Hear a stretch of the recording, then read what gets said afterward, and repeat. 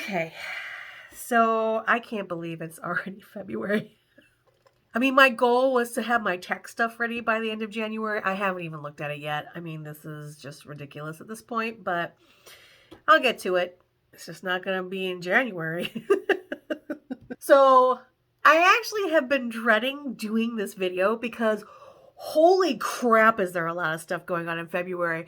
When I was rolling into this month, I thought, this is going to be easy. The holidays are over. Yeah, we've got a couple holidays here or there. Oh, no. And one of the reasons why that is, why there's so much going on, it's called Carnival, my friends, because we're running up on the Lenten season and we've got Carnival. Hold on to your hats, my friends, because it's time to discuss the top of the month.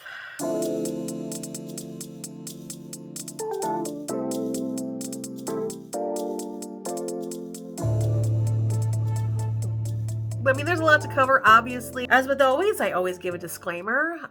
Most of this list is built on things that I read about or seen. I am not omnipotent. So if there is something that's really important to you that was left off the list, please don't get mad at me. We're trying to stay happy and calm for 2024.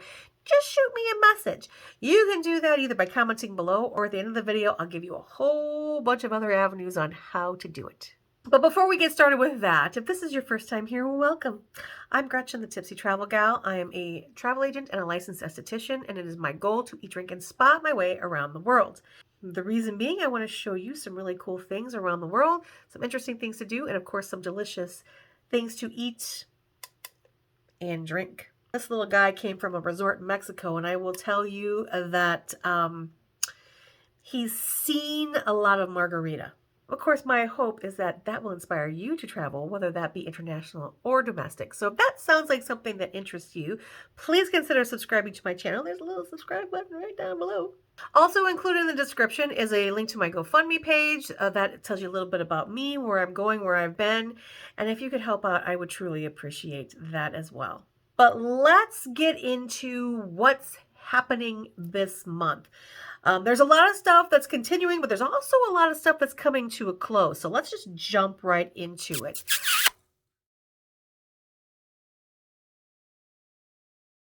In terms of winter fun that is continuing on through the month, we've still got the Winter Fairy Tale Land in Hallstatt, Austria. That beautiful town in the Austrian Alps. Our neighbors to the north have quite a bit still going on. The Tobaggan Run at the Chateau Frontenac, as well as the Hotel de Glace. Both of those locations are in Quebec City. Quebec loves winter. They celebrate winter in so many different ways. I love it because I can't stand people who whine about winter. Oh my God, I want to slap so many people. It's not even funny at this point. Also, if you're looking to stay in the United States, you can go Aurora hunting on the Alaska Aurora train that runs from Anchorage to Fairbanks. If you want to see some monarch butterflies, you can go to the Monarch Butterfly Reserve just outside of Mexico City. That's continuing through this month. Of course, if whales are your thing, not monarch butterflies, head down to the Dominican Republic because the whales are now in full breeding mode in Samana Bay. Speaking of breeding, the flamingos are doing their thing in Laguna Colorado in Bolivia. That continues through the month, as does Jewellumination in Tokyo. That one's going strong all the way through February. Finally, last but not least, the Ripe Market is still going on during the weekends in Dubai. Now, there's a lot of stuff that is also ending this month as well.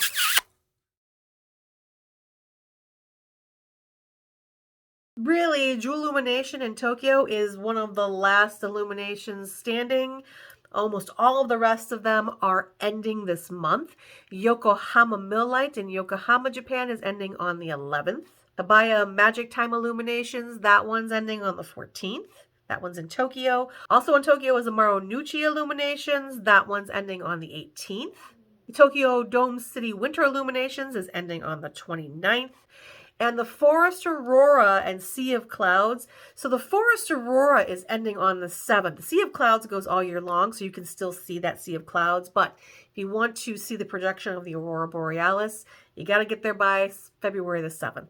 Some winter fun that's ending. The Dutch Ice Sculpture Festival in Zwolle, Netherlands. That is going to be done on the 25th. Also, the Harbin Ice and Snow Festival in Harbin, China. That one is going to be done on the 28th.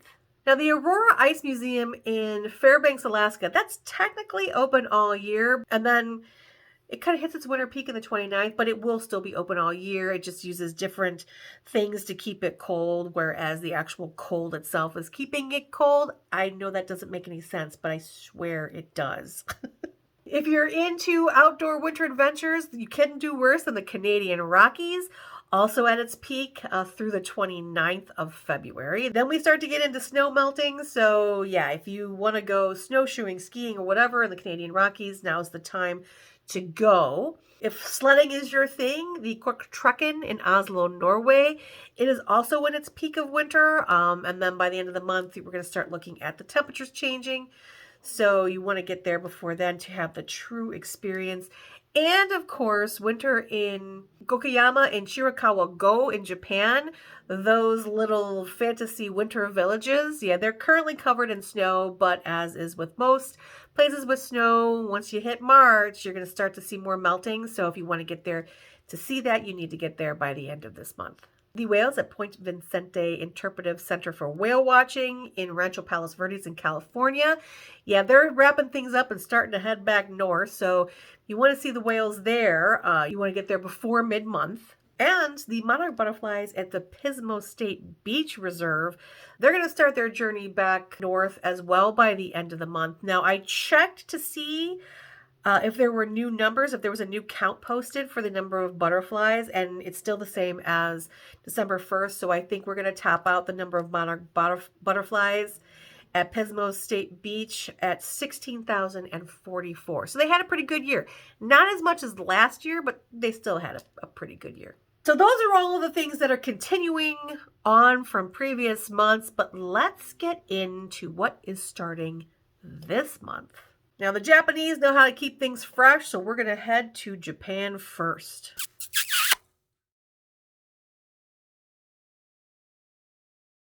Did you know Japan has snow monsters?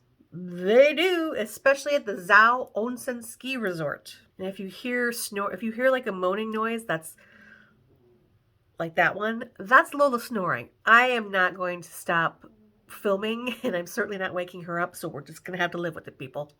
All right, so where can you see snow monsters? You can see them in the Yamagata and the Miyagi prefectures of Japan. These snow monsters are a natural phenomenon known as juhyo. So essentially, Mount Zao is covered in fir trees, and in the winter, it gets blasted from cold air from Siberia, which brings Siberian winds and snow and ice.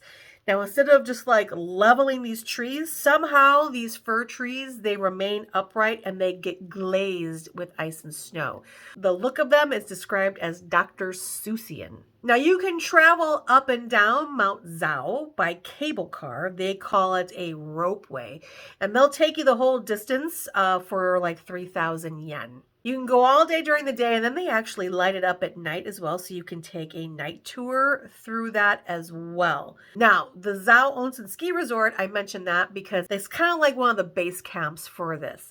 So they have a festival in February with fireworks and the whole thing. Now, most of the snow monsters are protected. You can only ski and hike and enter the forest in the ski resort. So the ski resort itself, you have some access to the snow monsters, but every place else is a protected area. So if you want to go be amongst them, you have to go to the Zao Onsen Ski Resort. Don't think you can just drive up to the mountain and start climbing around in them, because not going to happen. But if you're looking for a unique winter experience and you happen to like skiing, I would say head to Japan to see the snow monsters. The boss is sawing logs, people. Whew. All right, let's move on to our neighbors to the north. We're traveling to Nova Scotia in Canada.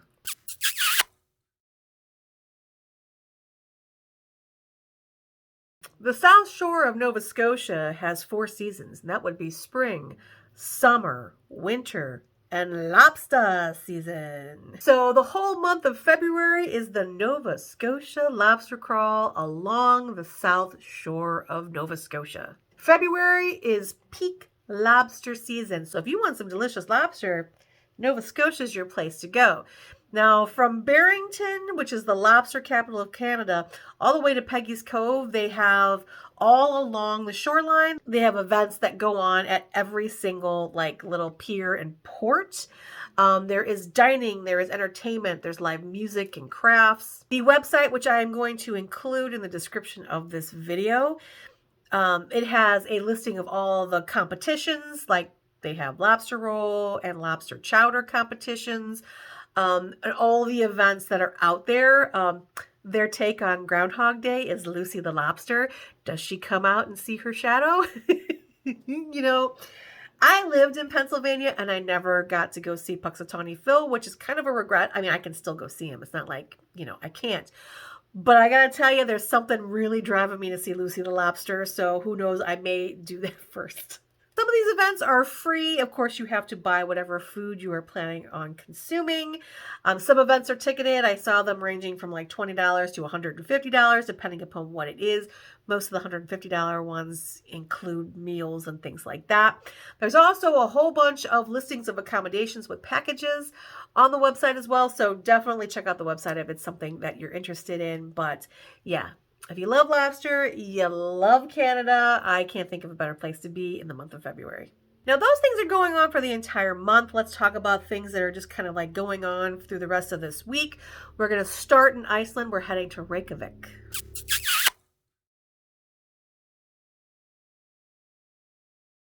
The Winter Lights Festival runs from February 1st through February the 3rd, and the entire city, all of its zones, all celebrate this. It is 150 events, and the artists create a unique atmosphere in the city with their light installations. There are 3 distinct nights. There's museum night, pool night, and light art. Museum night, the majority of the museums in Reykjavik open their doors from 6 to 11. Basically, you get to go in and enjoy these museums for free. And there's a whole bunch of things, fun things to do while you're in there as well.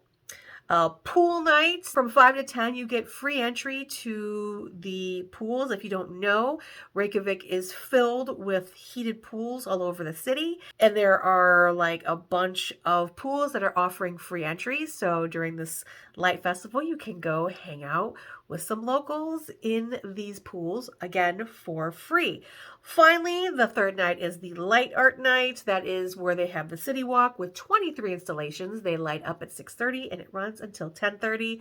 Again, all of these events are free to both citizens of Reykjavik and tourists. Quite frankly, it sounds delightful. And, Reykjavik is amazing. And something really interesting and fun to do in Reykjavik if you're going to be there for the winter months. Now, I briefly mentioned it, but yeah, it's carnival time. And there are 2 carnivals that are starting this week. So let's travel to Venice.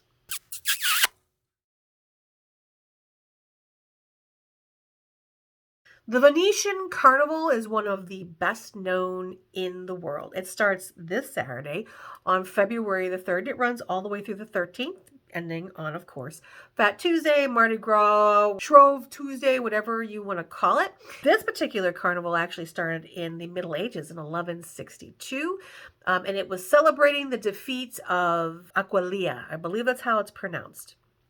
I'm probably wrong, but I gave it a shot. Now, it was actually stopped in 1797 when the Holy Roman Emperor Francis II said, "No more carnival." And the people and the Venetians had to wait until 1979 for it to be reinstated. Now, this year's theme is the incredible journey of Marco Polo, who would be 700 years old this very year. Now, this carnival is known for its costumes and masks. I'm going to put my drink down because I happen to own a Venetian mask. Now, this isn't one of the most expensive ones out there, but it is authentic. It's got the wax seal with the Italian ribbon and also the stamp that says it is made in Venice.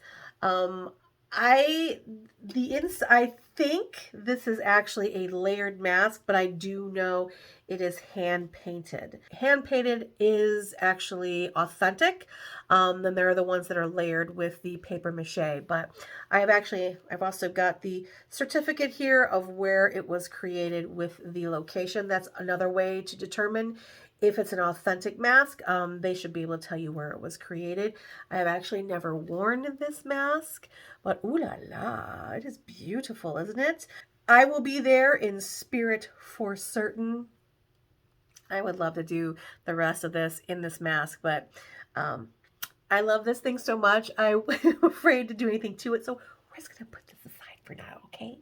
Now, along with these costume parties, there are plenty of street shows. San Marcos Square has a huge stage where they have performers every night. There are parades. There are canal parades all the time. There is a water show nightly, which you do have to pay for tickets. I mean, you can see it from the shore, but if you want to be in the seated sections, obviously you'll have to pay.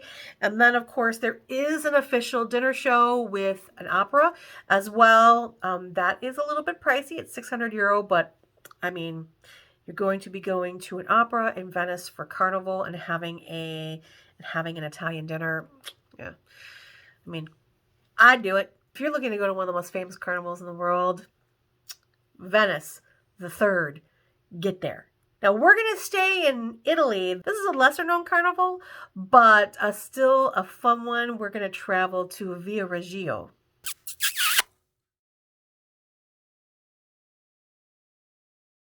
Now, almost all the carnivals are similar in celebration. There are masks, they are costumed. This one, Via Reggio, actually is known for having the biggest parade floats in the world. These things are massive. Now, this carnival got started by the rich bourgeois of Via Reggio on Mardi Gras in 1873.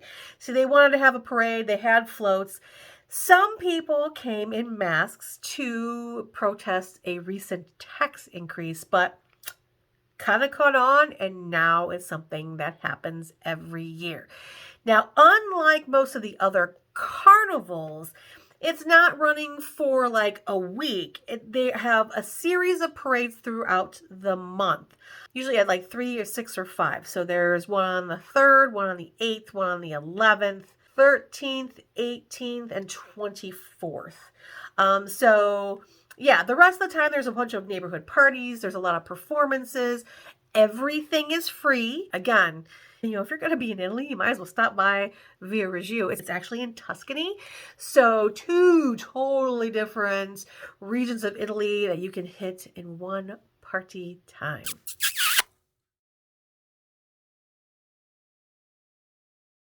Now, the rest of the stuff that we're going to get into more detail as they are coming up in weeks. Obviously, like I said, this is the month of carnivals. Of course, obviously, the most famous one is Rio, and we'll talk about that, and the Magic Ball at the Belmont's Copacabana Palace. That is the place to be. There's also one in Barranquilla, Colombia, Madrid, and Nice. Now, these are kind of spread out throughout the month. Most of them are following the tradition of ending by Fat Tuesday, but the one in Nice does not. So we'll get to those when those weeks come up. Another thing that's going on this month, so we got Carnival. We also have Chinese New Year starting. Now, Chinese New Year happens on the 10th, and they celebrate for like 2 weeks after that, but the actual New Year is on February the 10th. We're going to talk about how they celebrate in Hong Kong, as well as Bangkok and Chengdu, China. There's a couple art festivals that are going on. Palm Springs has the Modernism Week, which focuses on turn-of-the-century architecture, but a whole bunch of other things. It's actually it looks like a really cool festival. Also, continuing this month is Fringe Festival in Perth, but another fringe, Adelaide Fringe, is going to start this month as well. It's got a little bit different of a vision, but also kind of the same. We'll talk about that when we get there.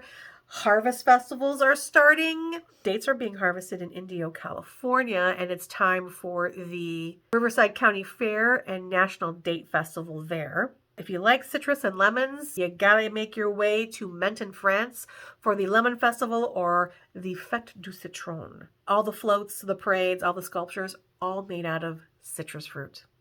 Now, there are some additional winter festivals that are showing up. Japan has the Sapporo Snow Festival. Got some more snow and ice sculpting going on there. Alaska has a lot more stuff coming up as well, including the Fur-Rondi Carnival. I thought it included the Iditarod, but it just kind of happens to be at the same time as the Iditarod. We'll talk about that as well, but that's coming up.